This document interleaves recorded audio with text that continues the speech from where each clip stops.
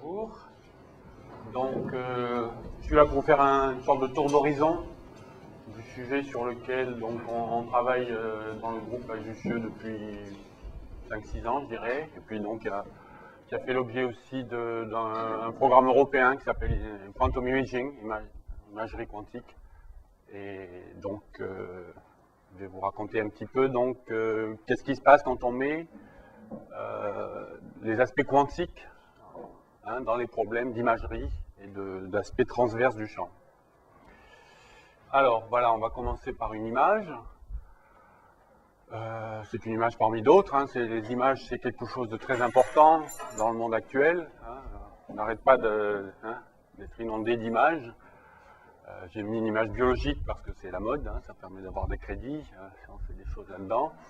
Et j'ai choisi aussi volontairement d'avoir une image pas trop nette, ça montre que aussi l'image n'est pas l'objet, il y a quelque chose entre les deux. Ce qu'on veut se connaître, c'est l'objet, et à partir d'une image donnée, il faut essayer de reconstruire l'objet avec la plus grande précision possible et d'en extraire le maximum d'informations. Alors, parlons justement au niveau information. Alors ça, je peux pas vous dire. Je l'ai pris sur Internet, sur le web quelque part. Je me rappelle plus ce que c'est. Il y a peut-être des spécialistes ici. Non. Enfin, c'est biologique. Tout ce que je veux vous dire. Donc, évidemment, on se trouve face à beaucoup d'informations qui arrivent en même temps. C'est une information qui arrive en parallèle. On a tous ces millions de pixels qui se présentent en même temps. Et on aimerait bien en savoir un maximum là-dessus, essayer d'extraire le maximum d'informations. Ça veut dire, de manière ultime, vu qu'il y a plusieurs millions de pixels là-dessus, et ben sur chaque pixel, on peut mesurer les propriétés locales de la lumière qui arrive dessus, c'est-à-dire évidemment l'intensité, mais éventuellement la phase, mais aussi évidemment la fréquence, la couleur, mais aussi la polarisation. Vous voyez, ça fait énormément d'informations, et à la limite, ça en fait trop, puisque ce qu'on veut tirer d'une image, c'est pas tout ça à la fois, ça ferait trop d'informations, il n'y aurait pas vraiment des choses importantes. Alors l'œil est très bon parce que l'œil arrive, à partir de cette masse énorme d'informations, à extraire des choses importantes, des structures, des choses comme ça.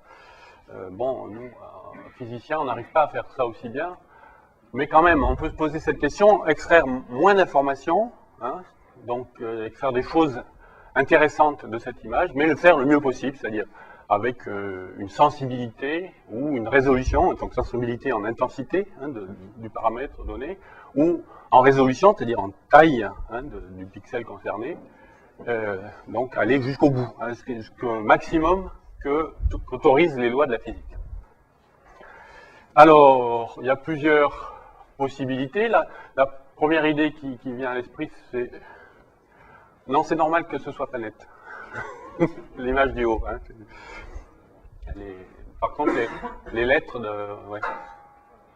Voilà. Donc la première chose, c'est de mesurer le plus petit détail possible, d'être sensible à, je sais pas, les petits objets ici qui se trouvent là. La pile est faible. Oui, le bon vieux bâton, c'est bien. Donc essayer de voir des choses ici, les plus petites possibles. Bon, alors ça veut dire qu'effectivement, il faut être en mesure de faire ça. Donc ça, c'est la première idée qui vient. Aussi, vous savez il y a des gens ici qui font ça très bien. On arrive à mettre sur les objets biologiques des nano-objets qui sont lumineux, qui diffusent beaucoup la lumière. Donc on voit bien, même s'ils sont très petits. Donc évidemment, il est important de savoir où est cet objet lumineux dans l'image et de le savoir le mieux possible pour en extraire des informations. Alors aussi, quelque chose d'important, c'est savoir s'il y a un morceau qui se déplace par rapport à un autre. Donc là, j'ai rajouté quelque chose qui se déplaçait là-haut. Vous voyez, donc ça aussi, c'est quelque chose d'important. L'image est en gros la même, mais il y a quelque chose qui bouge, quelque chose qui change, et c'est uniquement ça que je veux voir. Ça, c'est aussi quelque chose qui est important dans les applications. Là aussi, vous voyez des espèces de petits grains. C'est important de savoir quelle est la taille moyenne de ces grains, et donc faire une sorte d'analyse de Fourier spatial de ce qui se passe dans cette image. Donc là aussi, l'information, ça sera l'amplitude de la fréquence spatiale qui me renseignera là-dessus. Voilà, donc ça c'est des exemples, on va y revenir plus en détail après, comment on peut faire tout ça. mais c'est des exemples de choses qu'on peut tirer d'une image. Alors, à partir de quoi on va travailler, évidemment? Eh ben, on va travailler à partir de quelque chose qui est ça, c'est-à-dire une caméra CCD, donc une matrice de pixels. Donc sur chaque pixel, ce qu'on mesure, c'est l'intensité. Et c'est tout ce qu'on sait faire jusqu'à présent, mais c'est déjà beaucoup. Détecteur pixelisé. Bon, alors ça, c'est ce qu'on a à notre disposition. Et évidemment, ce qu'on veut, c'est avoir l'information la plus précise possible, hein, à partir de ces données-là. Et on sait bien que, justement, comme la lumière est quantique, hein, comme il y a cet aspect granulaire, hein, des choses au niveau de la photodétection, eh bien, il va y avoir des fluctuations inévitables sur les signaux, même si on est arrivé, par toutes les méthodes techniques les plus avancées, à réduire tous les autres sources de bruit, hein, les bruits techniques, les fluctuations dans l'intensité de la source, des choses comme ça. Même si tout ça est parfaitement réglé, tôt ou tard, on se heurtera à ces fluctuations quantiques, et celles-là, elles ont un caractère fondamental, et c'est beaucoup plus difficile de les réduire. Donc, à partir de là, cet aspect donc dégradation de l'image par les fluctuations quantiques fait qu'on va avoir des limites dans les différentes extractions d'informations. La première, c'est limite à la résolution, donc à la plus petite taille possible d'un objet mesurable. Donc ça, on y viendra tout à l'heure. Et puis, je m'étendrai peut-être plus sur cet aspect-là, limite quantique à l'extraction d'informations, donc à cet aspect de prendre un petit nombre d'informations sur l'image, mais le mieux possible. Alors, la lumière n'est pas seulement quelque chose qui dégrade les mesures, elle a aussi l'aspect quantique des choses a aussi un aspect positif, c'est qu'on a cette possibilité d'introduire des corrélations de type quantique, et même des corrélations multiples, c'est-à-dire de l'intrication. Et dans ce cas-là, le fait qu'on ait des fluctuations corrélées ou des choses corrélées à différents points de l'image peut par contre nous aider dans cette recherche de résolution ou de sensibilité maximale. Donc je vais commencer par cette histoire d'extraction d'informations, de lecture d'informations, parce qu'il s'agit d'images, d'un petit nombre de paramètres. Donc je reprends cette image. Et je vais donc modéliser ça maintenant. Donc je suppose que le paramètre que je veux mesurer, je l'appelle P, hein, c'est une grandeur possible, et ce paramètre P affecte la distribution d'intensité. Je vais ici me restreindre à les intensités, c'est plus facile. La répartition d'intensité dans l'image. Et je suppose que je connais tout sauf ça, c'est-à-dire que j'ai une image dont je sais que la variation n'est due qu'à la variation du paramètre P. D'accord ? Et pas d'autre chose. Donc toutes les variations dans l'image vont être attribuées à ce paramètre, et ça évidemment c'est énorme comme information. Beaucoup d'informations a priori dans le système. Bon, alors ça c'est pas juste un problème académique, hein, c'est des choses réelles. Donc là je vais vous donner un exemple, il y en a plein, de justement la localisation d'un objet diffusant, hein, dans les systèmes donc à base de microscope, hein. Donc là vous avez sur la platine ici quelque chose, je ne sais pas très bien quoi, des polymères. Là-dedans il y a une particule trapée qui diffuse fortement la lumière. Comment savoir où elle est, hein, donc c'est la question qu'on se posait tout à l'heure. Eh bien la manière dont c'est résolu, c'est là. Vous avez l'élément essentiel qui est ce détecteur à 4 pixels, donc une photodiode à cadran, hein, c'est pas la peine d'en avoir des millions. Une photodiode à cadran est suffisante, puisque lorsque l'objet va se déplacer ici, eh bien les intensités relatives sur les 4 morceaux vont changer. Et sachant que la variation d'intensité n'est due qu'à ça, qu'à cette variation-là, on va pouvoir remonter à cette variation dans les deux dimensions. Un autre exemple sur lequel je m'étendrai pas mal, parce qu'il permet de faire des choses simples, donc c'est le positionnement d'une image de forme fixe, hein, c'est-à-dire une distribution transverse donnée d'intensité, et simplement je ne sais pas où elle est dans le plan transverse, donc elle est susceptible de bouger, comme ça, d'accord, mais tout en restant dans le cadre. Hein. Donc, la question que je me pose, c'est avec quelle sensibilité je vais être en mesure donc, de déterminer ce petit changement, donc j'appelle ça nano-positionnement, parce que comme vous allez voir, on peut mesurer ça avec une extrême sensibilité. C'est un deuxième exemple. Alors ça, c'est un exemple qui est très utilisé dans beaucoup de mesures physiques réelles. Il y a le bon vieux galvanomètre à cadran mobile, hein, de notre jeunesse, hein, dans lequel il y avait ce faisceau réfléchi par le miroir. Hein, c'était la déflexion qui donnait l'intensité. Et de manière plus moderne, le microscope à force atomique, c'est la même chose. Hein, il y a un petit miroir sur le levier, et c'est la déviation du rayon lumineux réfléchi par ce miroir qui nous informe sur la variation de hauteur du levier. Alors comment est-ce qu'on mesure ça?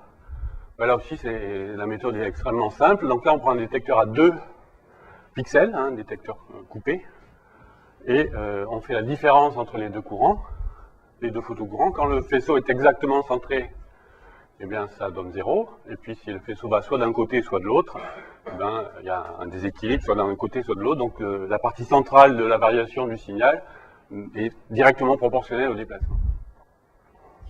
Évidemment, au-dessus de ce signal, il y a du bruit, donc l'espèce de petite herbe que j'ai mise, qui va limiter les choses. Mais donc, la base ici, c'est un détecteur à 2 pixels. La reconnaissance de forme est un autre exemple. Donc, la forme en question, c'est celle dont j'avais parlé au début, essayer d'extraire de l'image l'amplitude d'une modulation spatiale de fréquence donnée, quelque chose comme ça. Comment est-ce qu'on peut faire ça? Ben là, une idée, c'est par exemple de généraliser ce qu'on a fait tout à l'heure pour le déplacement, le nanopositionnement, donc de prendre des bandes alternatives. Les pairs vont sur un côté et les impairs de l'autre, et puis on fait la différence entre les deux. Donc si un truc comme ça tombe dessus, ben on va être sensible à ça, à autre chose. Donc là, c'est une mesure différentielle généralisée par rapport à celle d'avant. Et puis on peut évidemment utiliser le détecteur multipixel, donc pas avoir seulement ces bandes, mais avoir beaucoup plus d'informations locales. Donc on va prendre une caméra CCD et calculer réellement la composante de Fourier à la fréquence spatiale Q par formule bien connue. Donc ça veut dire quoi? Ça veut dire que je prends l'intensité sur mon pixel et je la pondère par quelque chose pour sortir mon information. Donc ça, c'est du traitement d'image, puisque c'est quelque chose que je vais faire par ordinateur, connaissant les intensités des différents pixels. Voilà, donc le cas général sur lequel je vais un peu travailler, c'est le cas dans lequel mon signal S de P est une somme sur tous les pixels de l'intensité mesurée sur chaque pixel, pondérée par quelque chose. Ce G est souvent plus ou moins, ça c'est le cas différentiel, ou est plus compliqué, est un poids. Et pour nous simplifier la vie, comme les pixels sont en général petits, on va remplacer ça par une intégrale sur la surface transverse sur laquelle on mesure les choses. Donc la sensibilité ultime dans la mesure de P va être celle pour laquelle le signal, la variation de S, sera égale au bruit, rapport signal sur bruit égale à 1. Et donc ça, évidemment, ça va dépendre des fluctuations des quantités I qu'on a, et ça dépend évidemment de la lumière qu'on utilise pour regarder l'image. Alors donc, regardons un petit peu les différents cas. Le cas simple, c'est ce qu'on appelle la limite quantique standard, c'est la limite quantique des faisceaux simples, des faisceaux ordinaires, enfin ordinaires, on les appelle ordinaires maintenant, les lasers habituels, disons, donc les sources les plus stables qu'on puisse faire avec des solutions simples. Alors, la première question, c'est quelles sont les fluctuations locales sur chaque pixel lorsque j'envoie une image véhiculée par un faisceau cohérent. Un faisceau qui est justement à cette limite quantique standard. Donc ça, on pose la question à M. Glauber, qui a eu son prix Nobel cette année, qui a fait la théorie de la photodétection, et il vous dit que si vous mesurez donc les fluctuations d'intensité sur un pixel donné, quelque part par là, eh bien vous aurez quelque chose qui est le shot noise, donc bruit de grenaille, qui correspond au fait que, à ce point-là, les photons arrivent de manière aléatoire dans ce faisceau-là. Mais que si vous mesurez les fluctuations sur 2 pixels différents, eh ben, il n'y aura pas de corrélation entre les fluctuations qui affectent ces 2 pixels. Donc tout ça colle avec une image relativement simple de ce genre de faisceau lumineux, c'est que donc un faisceau cohérent de lumière est composé de photons distribués au hasard. Distribués au hasard d'une part dans le temps, dans la variation longitudinale, donc c'est ça qui donne le bruit poissonien d'arrivée des photons, le bruit de grenaille, et aussi distribués au hasard dans le plan transverse, et c'est ça qui donne le fait qu'il y a des corrélations entre les différents points. Évidemment, pas au hasard, mais quand même l'intensité moyenne, le nombre moyen de photons qui arrivent sur un détecteur donné, est égal à l'intensité locale. Ça varie quand même d'un point à un autre, mais juste en valeur moyenne.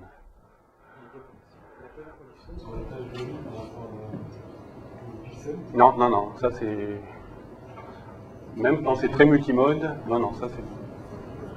Ça c'est dans le cas d'un faisceau laser d'intensité constante. Hein, donc il n'y a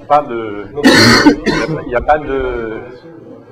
C'est-à-dire un faisceau de cohérence classique, hein, de cohérence spatiale classique parfaite. D'accord. Sinon, effectivement, il y a tout le bruit, speckle, tout ça, tous les bruits classiques qui s'ajoutent. Hein, donc ça, j'ai mis de côté. Hein, d'accord. Hein, je laisse de côté tout ce qui est les fluctuations liées à l'aspect stochastique classique des champs. Hein, c'est le fait qu'il n'y a pas une cohérence parfaite dans un champ habituellement. Hein. Celui-là, c'est un champ, c'est pour ça qu'il s'appelle faisceau cohérent, c'est qu'il a une cohérence classique à la fois temporelle et spatiale parfaite. D'accord. C'est effectivement un cas limite, hein, c'est déjà difficile à obtenir. Sauf dans le cas monomode d'un laser TEM00 par exemple, c'est bien ce qu'on a. Voilà, donc cette petite image, il faut la garder en tête, mais il faut aussi garder en tête que c'est pas du tout cette situation-là qu'on a, c'est une situation dans laquelle il y a beaucoup plus de photons que ça. Hein. Les photons, on les voit pas individuellement, ils sont tellement serrés, il y en a tellement qu'on ne peut pas distinguer un photon du suivant, on ne peut pas les compter. Hein. On est dans un régime de variation continue du signal de photodétection et non pas de comptage individuel des photons qui arrivent. Donc on est dans des milliwatts, des choses comme ça, ou plus, hein, d'intensité lumineuse locale. Alors, regardons maintenant ce que ça implique pour cette histoire d'information. Et dans le cas le plus simple, c'est le cas du nanopositionnement. Donc j'ai mon faisceau cohérent que je prends par exemple TEM00, hein, c'est le plus simple, hein, mais ça pourrait être n'importe quoi, ça ne change pas grand-chose. Et je l'envoie sur ce détecteur à 2 zones, et j'ai mon signal moyen qui est comme ça. Donc le bruit qui est ici, c'est le bruit sur la différence des deux, mais comme c'est non corrélé, c'est pareil que le bruit sur la somme.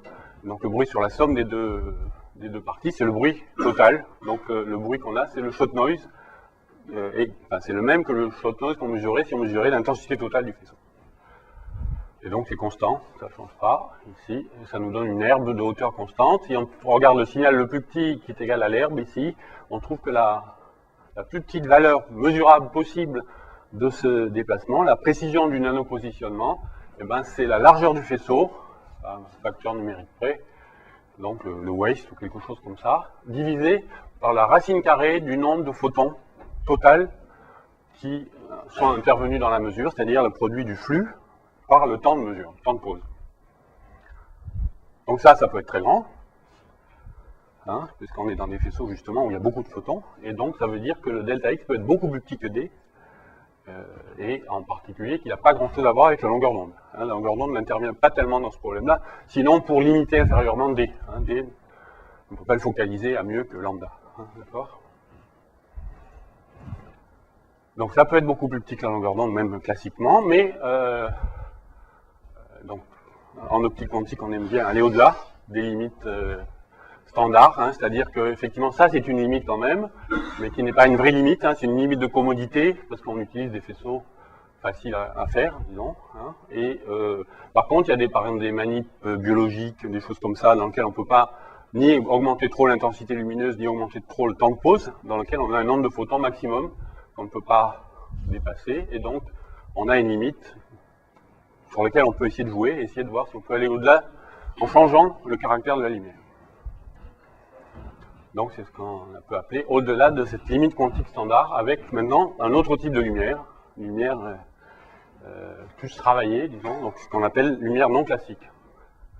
Alors la première idée qui vient, c'est d'utiliser la lumière la moins bruyante possible, hein, du moins lorsqu'on la mesure avec un détecteur qui mesure la totalité de l'intensité. Et ça, on sait au moins en théorie que c'est possible. Hein, on prend les états de Fock, hein, les états de la base habituelle, hein, des champs quantiques, hein, qui comportent un nombre fixe de photons. Donc ça, c'est des états propres de l'énergie. Et donc, si on mesure l'énergie, ce qu'on fait ici, eh bien, on va trouver quelque chose qui n'a pas de fluctuation du tout si on mesure l'intensité totale. D'accord ? Mais là, on ne mesure pas l'intensité totale, on mesure le détail de la distribution, hein, de l'intensité à l'intérieur de ce faisceau. Donc là encore, on fait appel à Glauber, qui nous dit donc que la variance des fluctuations sur un pixel donné, dans ce cas-là, ben, c'est égal au shot noise local, hein, ça c'était la valeur qu'on obtenait pour le faisceau cohérent, hein, multiplié par un facteur correctif qui est 1 moins l'intensité sur ce pixel divisé par l'intensité totale, donc la proportion de lumière sur ce détecteur. Donc ça colle bien quand on prend un gros pixel pour lequel IN est égal à I total, donc ça fait 0, hein, donc il y a bien un bruit nul sur le faisceau total, mais par contre, si je veux regarder un petit détail, donc je regarde un morceau ici petit pour lequel IN est très petit devant le total, et là, ça fait 1, et donc on se retrouve au niveau du shot noise. Donc dans un faisceau descriptible par cet état qu'on ne peut pas produire, mais qui existe en théorie, l'état de Fock de la lumière, eh bien c'est pas intéressant pour ce genre d'application où on veut voir le détail des choses. C'est intéressant pour des mesures globales d'intensité. Donc fluctuation locale proche du shot noise, comme si on utilisait un faisceau cohérent. Et puis, donc justement, comme les fluctuations locales sont importantes, mais la fluctuation totale sont nulles, ça veut dire que là, maintenant, on n'a pas de décorrélation entre les différents pixels, qu'il y a une anticorrélation entre les pixels différents. Donc la somme soit plus petite que chaque partie. Voilà, état de Fock grossier. Donc revenons à cette histoire d'état de Fock, mais maintenant dans le problème du nanopositionnement, donc lorsque je l'envoie sur ce détecteur à deux morceaux, et le signal que je mesure, c'est la différence des intensités entre les deux. Alors, le bruit, cette fois-ci, c'est le bruit sur la différence, mais maintenant, j'ai deux morceaux qui sont chacun à la moitié du shot noise, puisque c'est le facteur correctif de tout à l'heure, c'est 1,5. Et comme le tout est à 0, ça veut dire qu'il y a une anticorrélation exacte entre les deux morceaux. Et donc, le bruit sur ma différence, c'est justement ce qu'il ne faut pas, parce que dans la différence, les fluctuations anticorrélées deviennent corrélées, et donc le bruit sur ma différence va être encore une fois égal au shot noise du faisceau total, même si justement, dans ce cas-là, le shot noise du faisceau total est nul. Enfin, le bruit du faisceau total est nul. Donc, le bruit étant le même que dans la partie précédente, et ben, la limite est la même. Donc, c'est pas la peine de se fatiguer à fabriquer ces états de Fock, ou du moins une approximation de ces états, pour faire ce genre de manip. Ça ne servira à rien, on retombe sur la limite quantique standard. Alors, pourquoi dans cette image des petites boules, qui est assez pratique pour tous ces problèmes de détection sur la lumière. Donc, je vous ai dit que l'état cohérent, c'était aléatoire. Et ben, l'état de Fock, lui, c'est l'état qui va donner un bruit nul sur l'intensité totale. Ça veut dire que d'une certaine manière, j'ai mis de l'ordre, j'ai enlevé ce désordre initial qui me donnait la distribution de Poisson, des fluctuations. Donc, j'ai ordonné les photons, mais uniquement pour ce qui est de leur arrivée globale sur un détecteur. Par contre, j'ai toujours pas d'ordre de transverse, et quand je mesure donc des choses sur des petits morceaux, j'ai un bruit de partition qui est l'origine de ce shot noise que je vois. Donc, moi, dont j'ai besoin dans ces mesures sur les images, d'extraction d'informations dans les images, c'est pas cet ordonnancement-là, longitudinal, mais c'est un ordre transverse. Il faut que je range les photons transversalement d'une manière ou d'une autre. Voilà, alors allons-y, comment est-ce qu'on peut faire ça? Donc on a vu que l'état de Fock c'était pas bon, mais il doit peut-être y avoir autre chose. Alors la première idée qui vient, c'est qu'en fait on veut réduire, ce dont on a besoin c'est d'un bruit nul sur chaque pixel, donc on va prendre un état de Fock par pixel.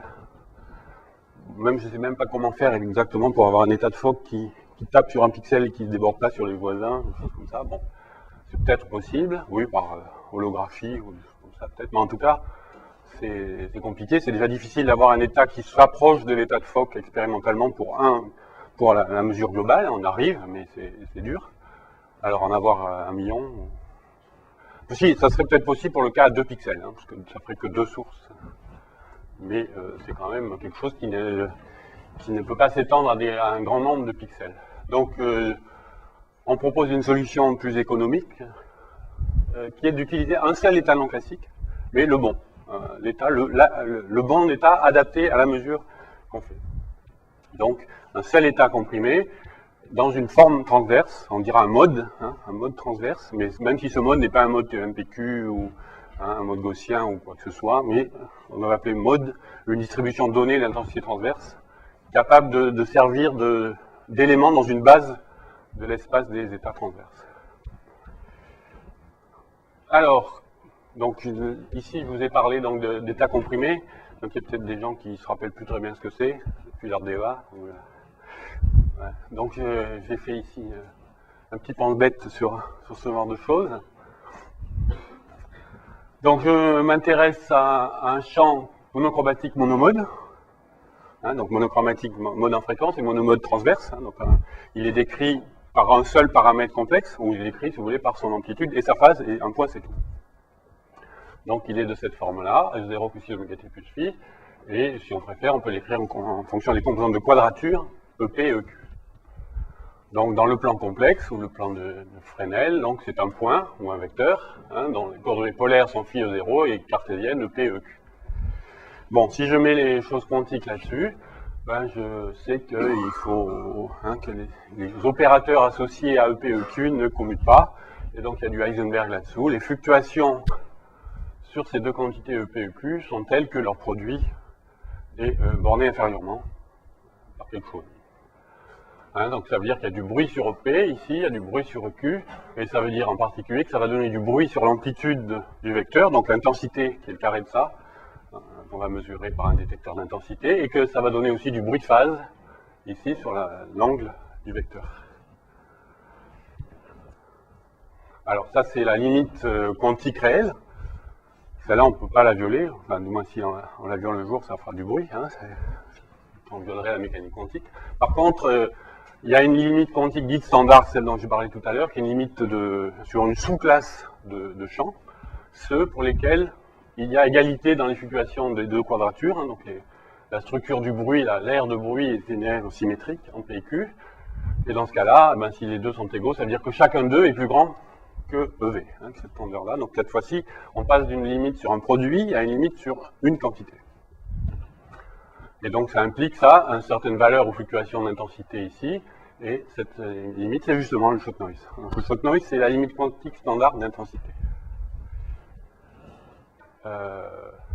On peut atteindre cette limite, hein, donc c'est juste, voilà, on ne voit pas grand-chose. C'est justement l'état cohérent dont je vous ai parlé tout à l'heure.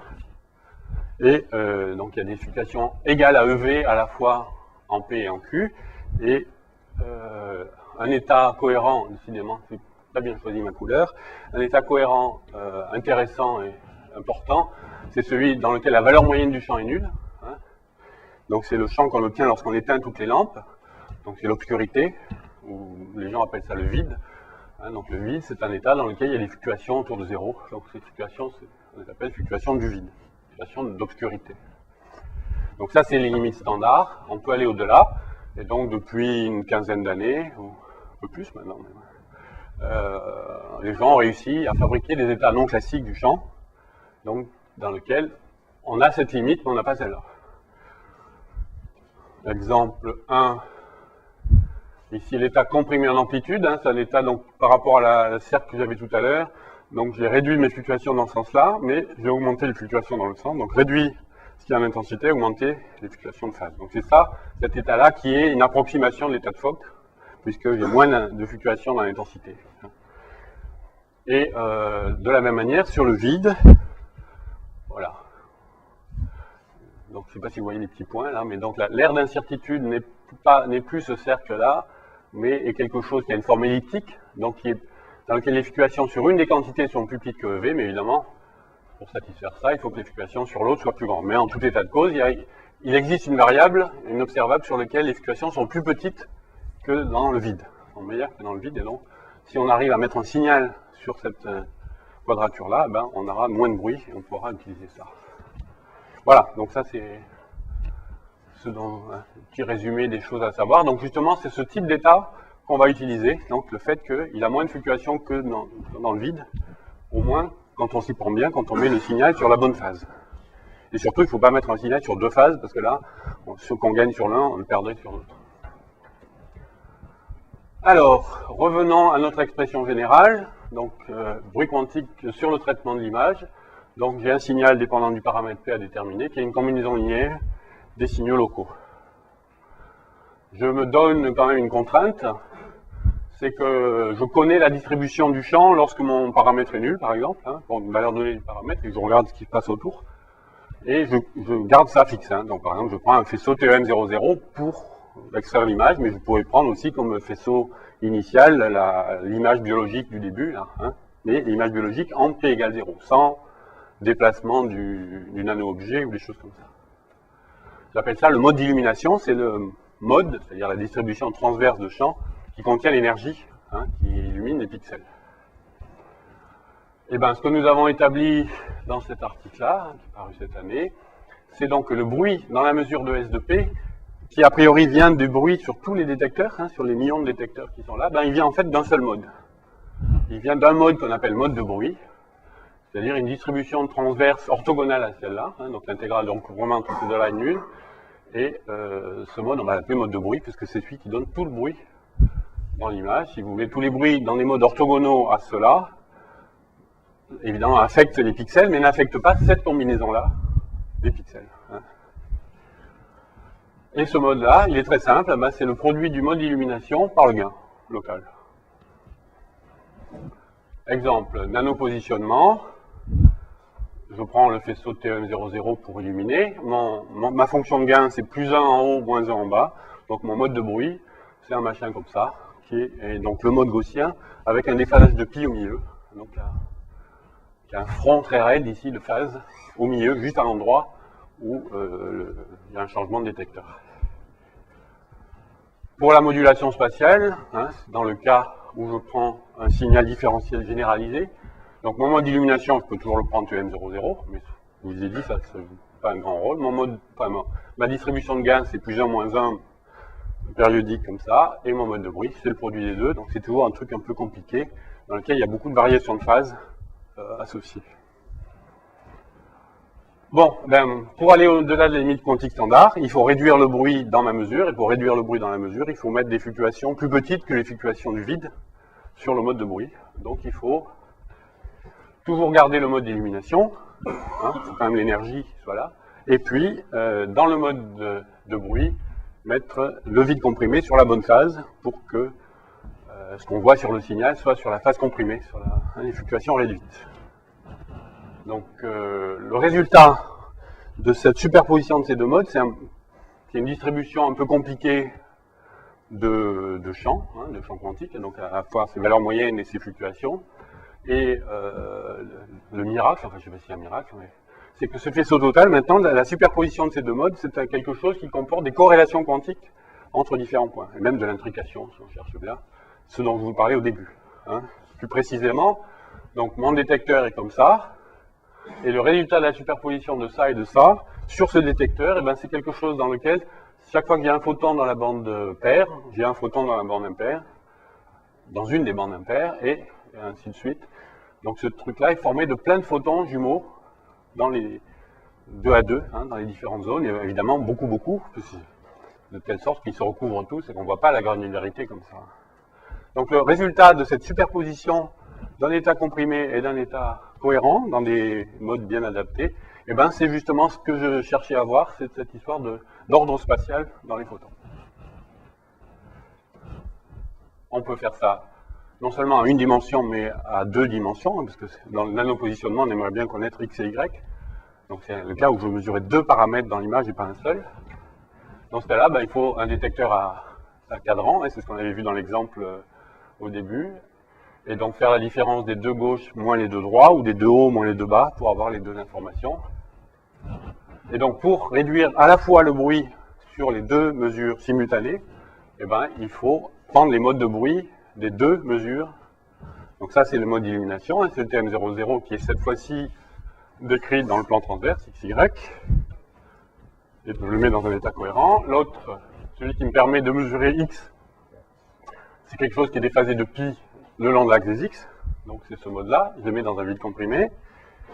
Et je le mélange encore une fois avec le mode de bruit pour la détection Y, donc qui change de phase, cette fois-ci dans la direction Y. D'accord ? Ces modes-là sont orthogonaux, donc je peux effectivement les superposer. Et donc j'arrive comme ça à réduire simultanément les bruits, et donc avoir en principe des mesures parfaites à la fois sur le déplacement en X et le déplacement en Y, mais ça ne viole personne, puisque ça correspond à 2 opérateurs qui commutent, et donc a priori je peux effectivement les mesurer parfaitement tous les 2 en même temps.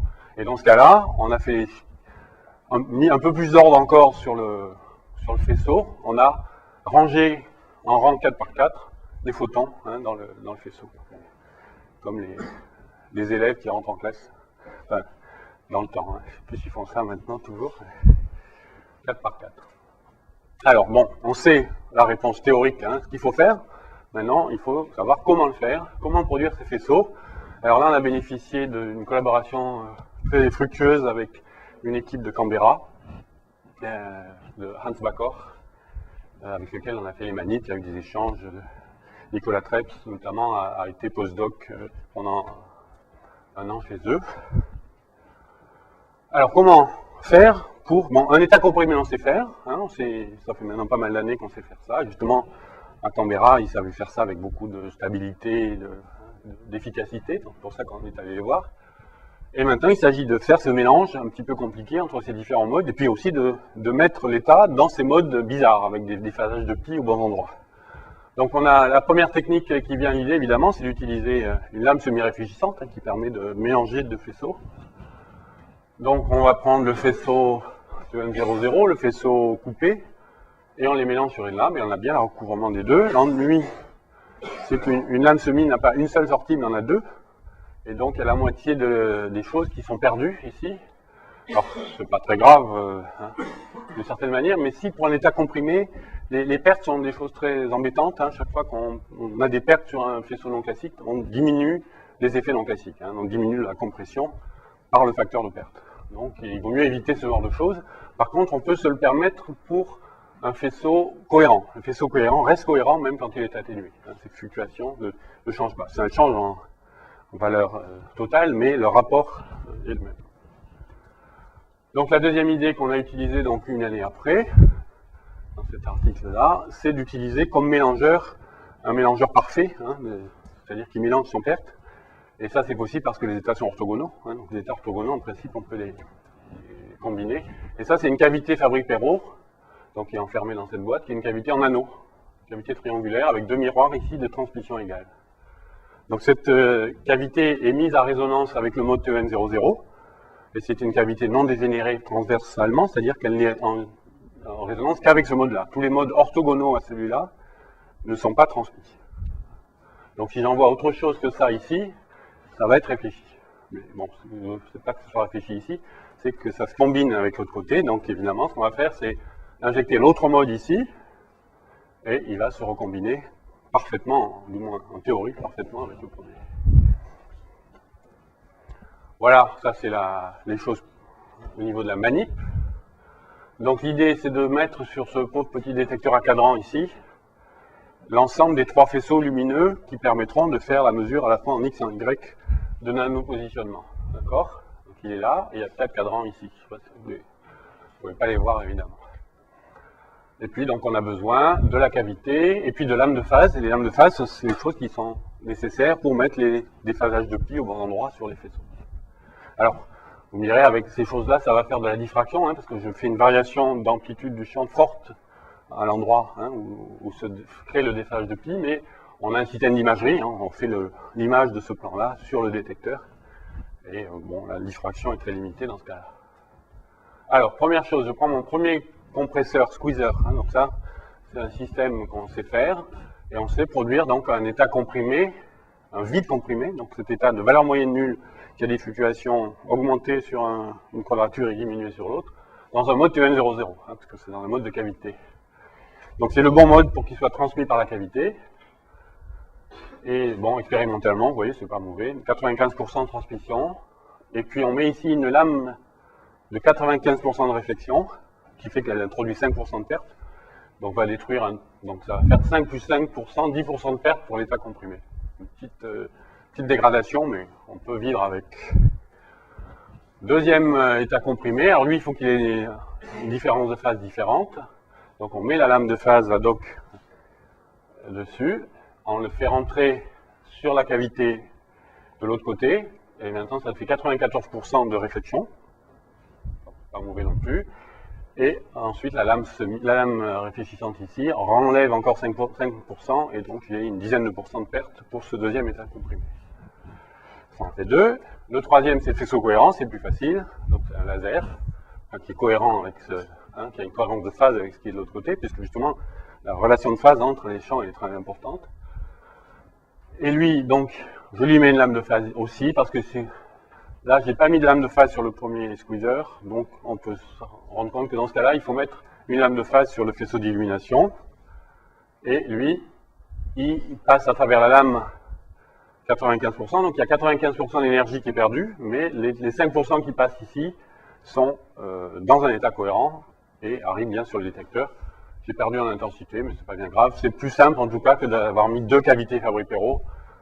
En plus, il en faudrait une qui soit résonante pour un état un peu bizarre. Donc ça, c'est pas possible, hein, mais c'est compliqué à faire. Voilà, donc le superposition de tout ça nous donne ça comme résultat. Donc on a ce faisceau formé de 3 morceaux, dont 2 non classiques. On l'envoie sur le photodétecteur à 4 cadrans. Si on fait la différence des deux du haut moins les 2 du bas, donc déplacement horizontal, non, les 2 du gauche moins les 2 du droite, on a un bruit sur la différence qui est nettement réduit par rapport au bruit d'état cohérent. Donc il nous dit que justement on a une corrélation quantique entre les 2 parties qui nous permettent de mesurer le déplacement horizontal. De la même manière, si on mesure ces 2-là moins ces 2-là, on a un petit peu moins, parce qu'un des 2 compresseurs qui marchait un peu moins bien que l'autre. En fait, c'est toujours de l'ordre de 3 dB ou 2 dB, donc de cinquantaine de pourcents de réduction en pourcentage. Donc on a bien ce qu'on voulait, un faisceau dans lequel on a réduit le bruit sur un certain nombre de mesures. Maintenant, on va l'utiliser pour mesurer justement, pour apprécier ce nano-positionnement.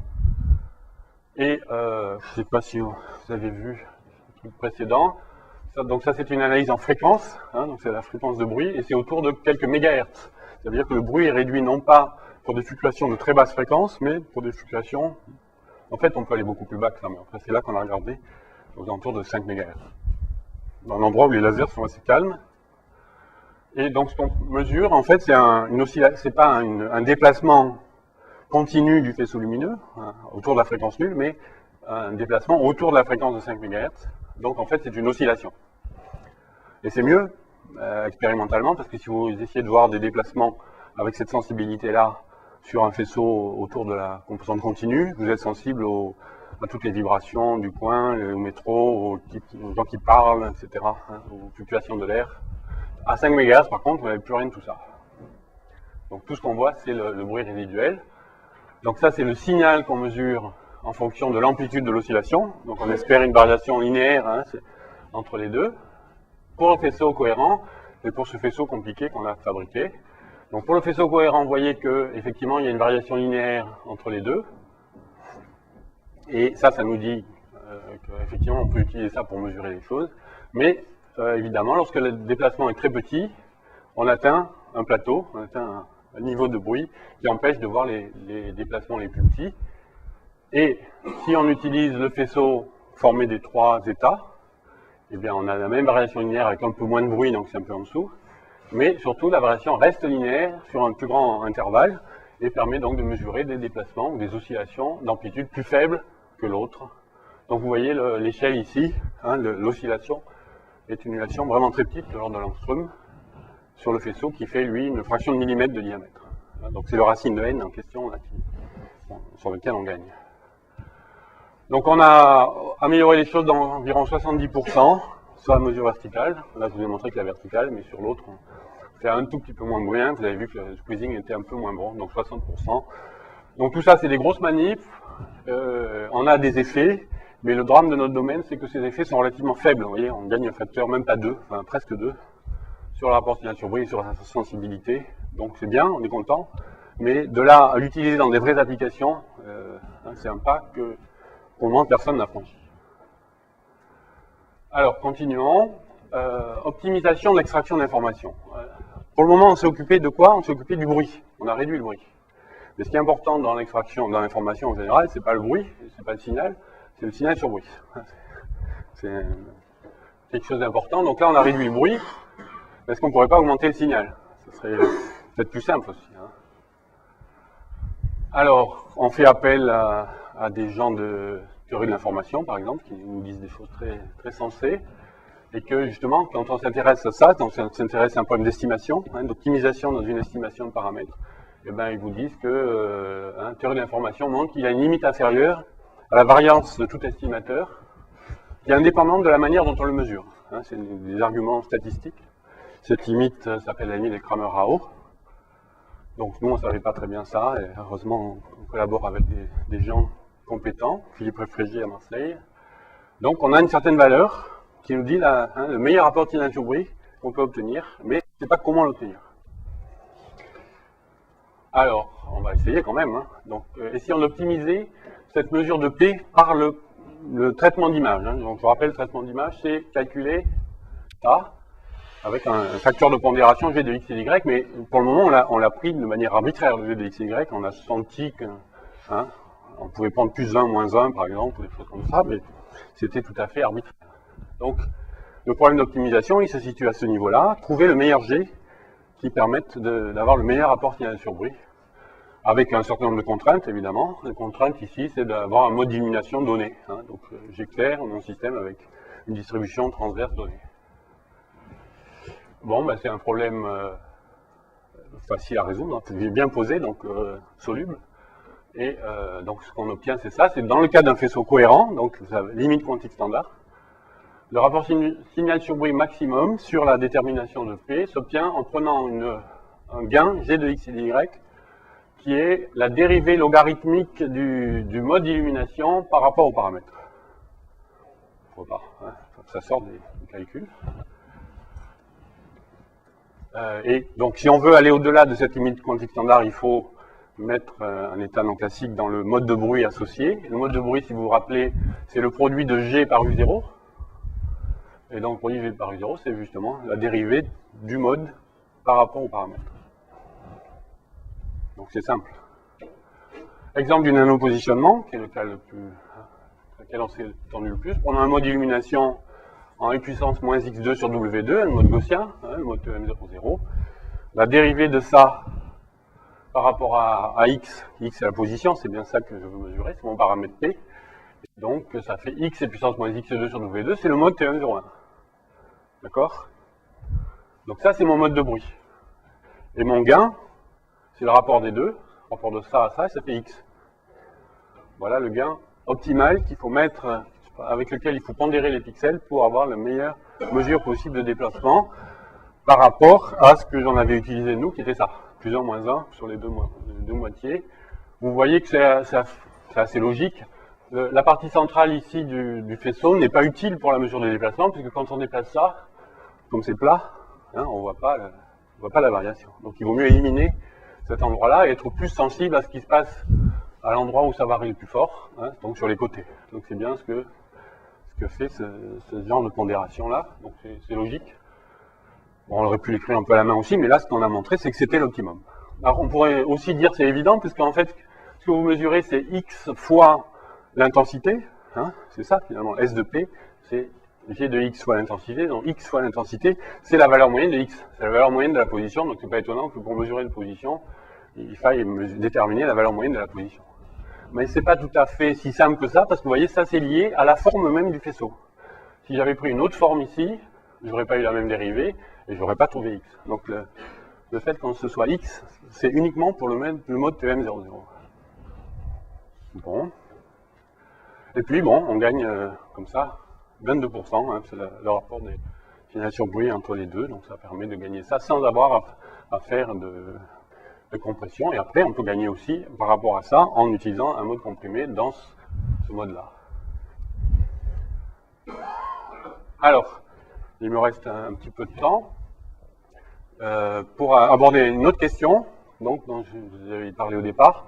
Donc, ce n'est pas la limite dans la sensibilité, hein, la mesure le plus petit paramètre possible, mais c'est la limite dans l'autre sens, dans la distribution transverse la plus petite possible qu'on va pouvoir apprécier, hein, donc la résolution. Alors, problème classique, hein, j'ai un objet, soit un objet petit, soit deux objets que j'essaie de rapprocher au maximum et essayer de voir la séparation entre ces deux objets.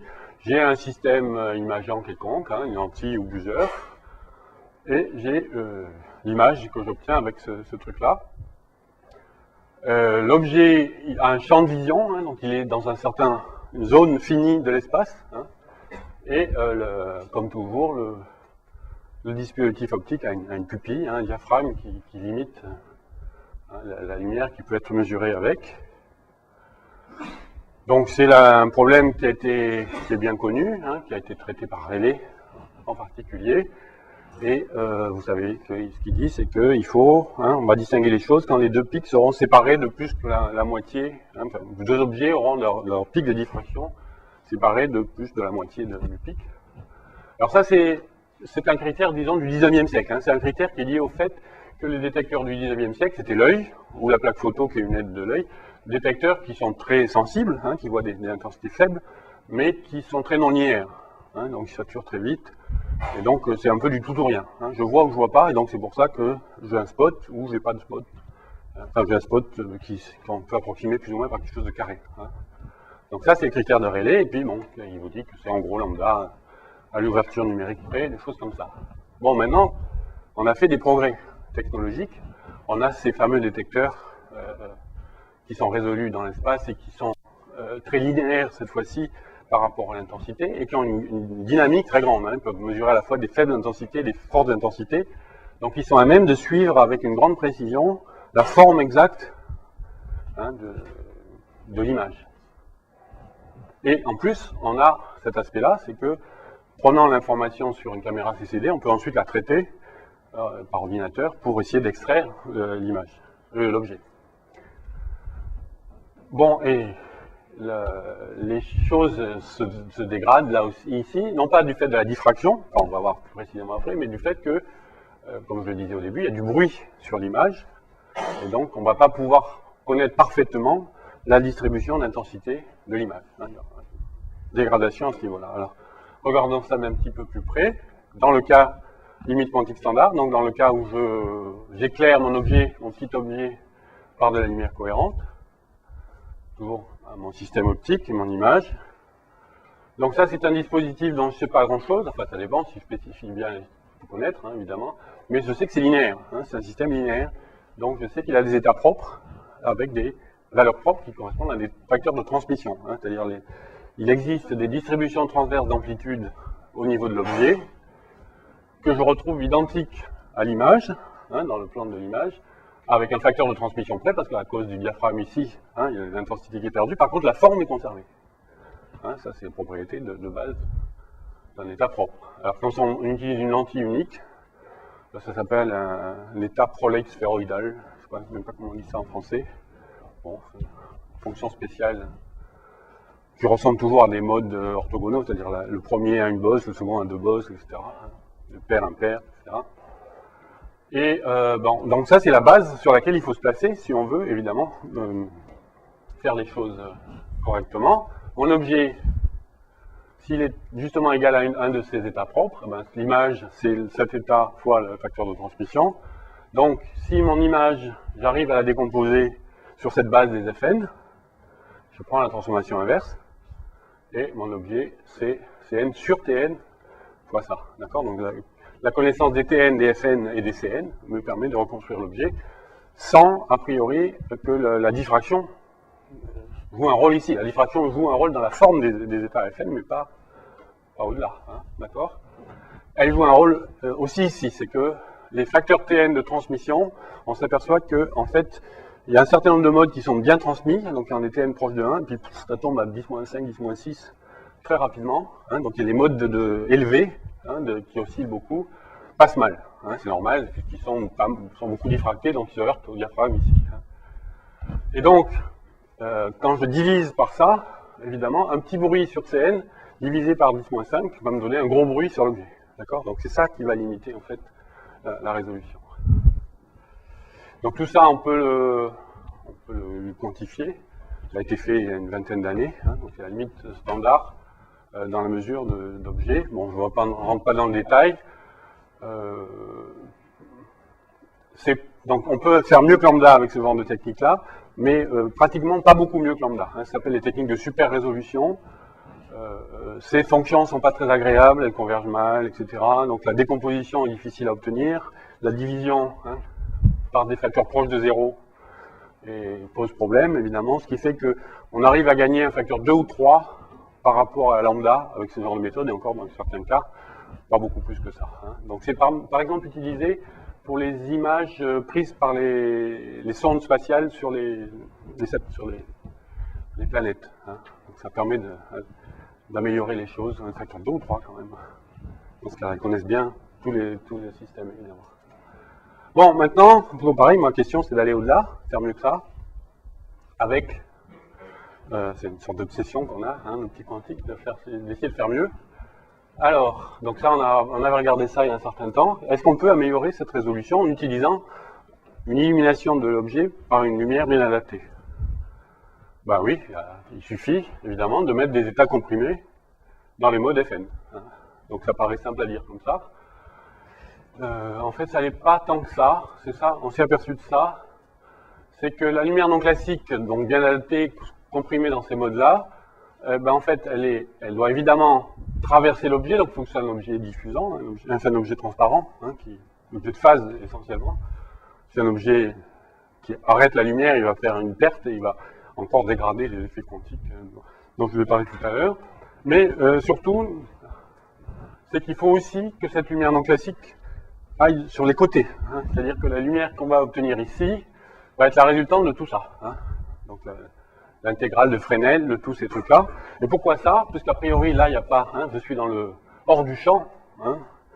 C'est que les fluctuations qui sont ici dans le cadre d'un état cohérent, évidemment, par diffraction inverse, disons, l'intensité qui est ici, à cause de l'intégrale de Fresnel, a des contributions de tous les points du plan. D'accord? Mais dans le cas classique, la plupart des points du plan n'émettent pas de lumière, puisque c'est l'écran. D'accord? Donc je limite mon intégrale à la partie illuminée. D'accord? Mais quantiquement, ce n'est pas le cas, parce que tous les points du plan ici émettent du vide, si j'ose m'exprimer ainsi. Et donc, les fluctuations du vide de tous ces points-là contribuent aux fluctuations du signal. Et donc, pour réduire les fluctuations du signal, il faut réduire les fluctuations du vide aussi dans ce coin-là. Donc ça, c'est pas des très bonnes nouvelles pour les expérimentateurs. Donc personne n'a encore essayé de faire ça, mais bon, on est content d'avoir contribué à l'étude de ce genre de choses. Disons qu'on laisse de côté. Bon, dernière chose en quelques minutes, les mémoires optiques. Les mémoires optiques, c'est quelque chose que vous connaissez bien, vous en avez plein chez vous, dans vos ordinateurs, etc. Vous savez que donc la capacité de ces mémoires a augmenté petit à petit. On est passé du CD il y a une vingtaine d'années au DVD il n'y a pas très longtemps, et vous allez passer bientôt, vous allez devoir changer tous vos appareils dans les quelques années qui vont venir, pour passer donc au Blu-ray laser ou au DVR. Et donc ça, comment ça s'est passé? C'est qu'on est passé de l'infrarouge au rouge 650 et au bleu maintenant 400. Donc ça c'est prêt, ils attendent que le moment propice pour le mettre sur le marché. Et puis ça, ils ont amélioré aussi l'ouverture numérique de la lentille qui permet de focaliser, donc 0,45, 0,6, 0,85 maintenant avec deux lentilles. Donc qui fait que, vous voyez, les détails qui sont analysés, les bosses et les trous, sont de plus en plus petits. Mais en tout état de cause, ils sont limités à 1 bit par lambda carré, en gros, plus précisément 1 bit par ouverture numérique fois lambda carré. Et donc ça, je crois que là, ça ne va pas aller tellement plus loin. Bon, ils vont peut-être faire 0,9. Et puis 400 nanomètres, je vois mal un laser UV dans les lecteurs de CD ou des choses comme ça. Donc là aussi, c'est limite. Donc maintenant, il faut essayer de trouver autre chose. Et donc, il y a pas mal de travail là-dessus, d'essayer de faire en sorte qu'il n'y ait plus qu'une seule information par lambda carré. Alors, nous aussi, on réfléchit à ce genre de choses. Mais bon, on avance. Et donc, l'idée, c'est d'essayer de voir, cette fois-ci, donc plusieurs bits, plusieurs creux, dans une tâche focale. Et d'essayer d'être en mesure de les distinguer, même si la diffraction, les tâches de diffraction de ces différents trucs sont complètement mélangées. Et ça revient un petit peu au problème précédent. Alors, on est aidé par ça, c'est que ce qu'on cherche, c'est une séquence de bits. Par exemple, si je veux mettre 3 bits ici, j'ai 8 possibilités, et 8 seulement, de configuration de ces 3 bits. Et donc, je cherche 8 patterns, c'est la reconnaissance de forme à 8 objets. Et donc l'information a priori est très grande, on peut essayer d'appliquer nos méthodes précédentes. Donc la chose à faire, c'est de mettre un détecteur pixelisé et d'adapter à chaque fois la mesure, mettre des G de X et de Y adaptés à chaque fois. Bon, on avance là-dedans, on essaie de faire ça. Donc ça permettrait une première étape, donc ça serait une étape de calcul ici à partir de détecteurs pixelisés. Et puis là aussi, éventuellement, on pourrait introduire une lumière non classique, mais là je vois mal des sources non classiques mises dans des lecteurs de CD. Bon. Voilà. Alors ça c'est pour la lecture, c'est pas pour l'écriture, puisque l'écriture a besoin d'énergie, il faut faire des trous, et pour faire des trous il faut focaliser, on ne peut pas faire plusieurs trous, faire 8 séquences de trous avec un seul faisceau. Donc là, ça sera des systèmes lecture unique, hein, enfin read-only. Hein. Et l'écriture aura été faite par des lasers UV, des choses comme ça, ce sera des CD qu'on achète dans les magasins. C'est pas des choses. Bon, voilà, donc on est là-dessus, on essaie d'avoir un contrat européen là-dessus qu'on n'a pas encore. Voilà, il faudrait finir. En disant que donc, ce qui était intéressant, c'était l'aspect image, hein, l'aspect optique, une partie de l'optique importante qui est celle des images, mais qu'il y a aussi quelque chose d'intéressant, c'est du point de vue quantique, c'est qu'on s'est attaqué à un problème quantique très multimode. Hein, jusqu'à présent, les gens s'adressaient à un mode du champ, mode TM00, ou à deux modes, hein, des corrélations entre deux modes, des choses comme ça, 3 de temps en temps, mais pas beaucoup plus. Là, on est forcé de regarder un très grand nombre de modes à la fois. Alors, les possibilités quantiques sont beaucoup plus grandes, hein, il peut y avoir des corrélations entre tout ça, mais la difficulté d'analyse aussi croît. Hein, donc, bon, c'est une manière d'aborder ce domaine-là. On a beaucoup de choix sur les modes qu'on peut utiliser, hein, donc sur la description possible de ces systèmes multimodes. Et donc, ce qu'on voit ici, c'est que donc, pour chaque problème donné, il y a une base optimisée de modes, hein, une sorte de base de mode propre. Très bien ce que ça veut dire, mais enfin, on voit que chaque fois qu'il y a une mesure, il y a hein, un ensemble de modes qui permettent d'avancer dans ce domaine-là. Et on va sûrement pouvoir appliquer ça à d'autres systèmes multimodes. Par exemple, on pense en ce moment à utiliser ça pour des systèmes multimodes temporels, donc des modes temporels superposés, par exemple dans les lasers, mode loqué, des choses comme ça. Voilà, je vais m'arrêter là. Évidemment, il faut que je n'oublie pas hein, les collaborateurs, à la fois les gens qui sont ici au LKB, hein, donc Nicolas Treves, que j'ai mis au milieu parce qu'il a été le lien entre les deux morceaux, Agnès Maître, qui malheureusement nous quitte maintenant dans notre labo, et puis les 3 thésards qui ont travaillé là-dessus, dont un en co-tutelle, Vincent, avec les Australiens qui sont là, dans le groupe de Hans Bacor. Merci.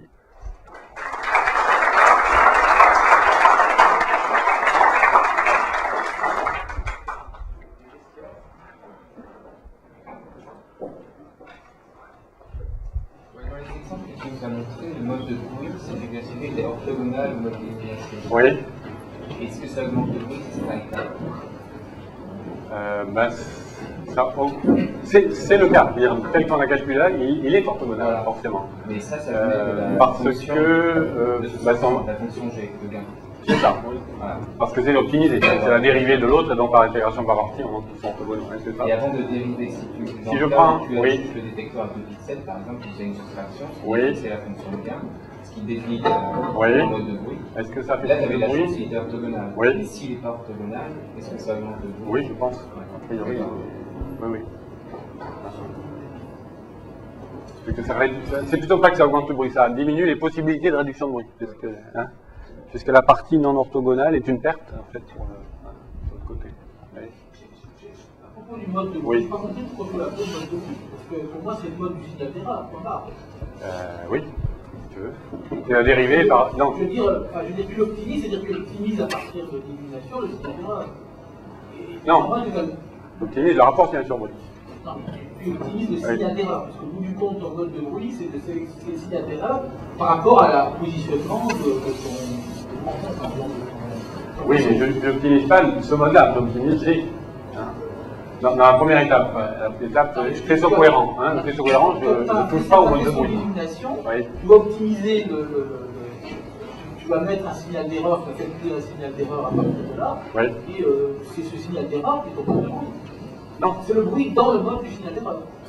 Parce que quand tu prends par exemple des plus 1 et des moins 1, c'est exactement le même mode.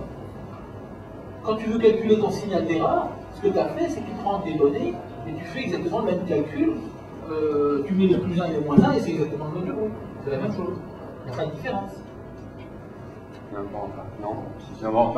Non, là c'est sur l'amplitude, c'est sur l'intensité. Non, c'est pas pareil. Ce que j'ai montré là, c'est l'amplitude des champs. C'était pas l'intensité. Donc je ne fais pas la même opération pour calculer le signal et pour avoir le mode de bruit. Le mode de bruit, c'est GU. C'est U, pas U carré. C'est pour ça qu'il y a ces facteurs de phase. Non, c'est sûr que c'est très lié et tout ça. Je suis d'accord avec toi. Mais des plus et moins 1, c'est la même chose. Non, parce que c'est l'amplitude du champ. Si je prends le carré de mon champ comme ça, je vois pas, parce que j'ai souvent déphasé les deux côtés, donc ça va pas me donner. C'est pas les intensités en moins, hein, c'est les amplitudes. Hein? Ouais. Ils ont fait des microscopes optiques avec des pointes de fibre optique. Oui, donc champ proche. Oui. Champ proche. Oui. Pourquoi ça ne marche pas pour les minima optiques? Non, c'est très étudié aussi. Hein. C'est une des possibilités qui est même, je pense, la plus étudiée en ce moment, c'est les techniques champ proche. Qui sont un peu les techniques utilisées pour les mémoires magnétiques. Hein. C'est très proche, hein, les détecteurs magnétiques. Donc ils essaient de faire la même chose pour les détecteurs optiques. Hein. Bon, il y a beaucoup d'argent même là-dessus, là, en ce moment. C'est être candidat. Tu as été très élusif sur la dernière partie, on met plusieurs motifs à l'intérieur de la diffraction. Mais la façon dont tu as présenté, j'ai compris qu'il fallait à ce moment-là plusieurs détecteurs avec plusieurs filtres. C'est ça, c'est-à-dire qu'il faut un détecteur CCD qui détecte les intensités. Et puis à la sortie de ça, on fait différents traitements de données. Hein? On pondère différemment. Et par contre, effectivement, pour chacun d'eux, si on veut, hypothèse improbable, on veut mettre des choses non classiques là-dessus, il faudra effectivement un état non classique par mesure, par pattern, par motif à reconnaître. Ça devient de plus en plus science-fiction. Ouais. Il n'y a pas de question. Merci.